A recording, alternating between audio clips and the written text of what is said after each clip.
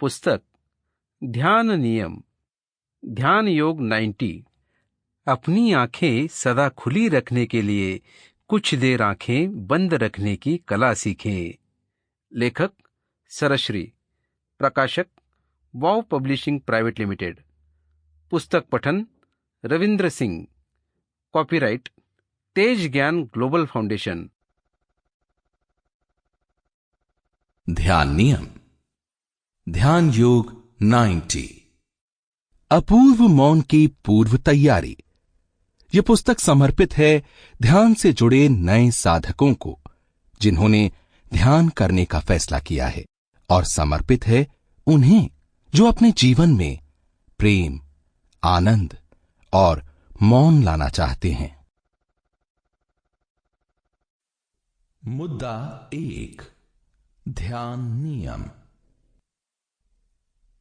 एक लकड़ी काटने वाले इंसान को रास्ते में एक चमकता हुआ पत्थर मिल गया। लकड़ी काटने वाला उस पत्थर को उठाकर देख ही रहा था कि वहां से एक जमींदार गुजरा। उसने उस पत्थर को देखा और तुरंत पहचान गया कि वो हीरा है। उसने लकड़ी काटने वाले को भोला समझकर उससे पत्थर का सौदा करना चाहा। जमींदार ने लकड़हार से कहा, यह पत्थर तुम मुझे बेच दो, मैं तुम्हें 10 रुपए देता हूं।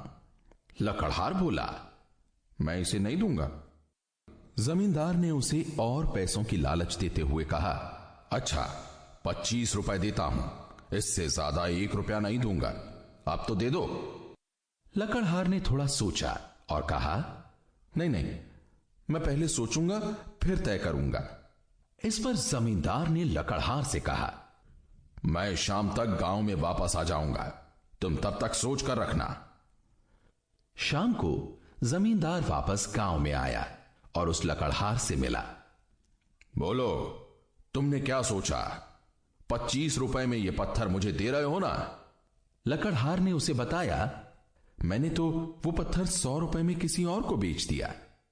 जमींदार यह सुनकर दंग रह गया।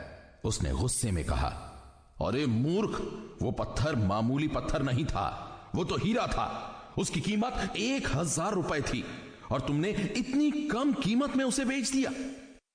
यह सुनकर लकड़हार मुस्कुराया और उसने कहा, आपको तो हीरे की परख थी, फिर इतनी कम कीमत क्यों लगाई? मैं मूर्ख नहीं हूं, क्योंकि मैंने उस पत्थर को अभी तक बेचा नहीं है। मुझे तो उसकी सही कीमत पता करनी थी। लकड़हार को भले ही हीरे की जानकारी नहीं थी, परंतु Sample complete. Ready to continue?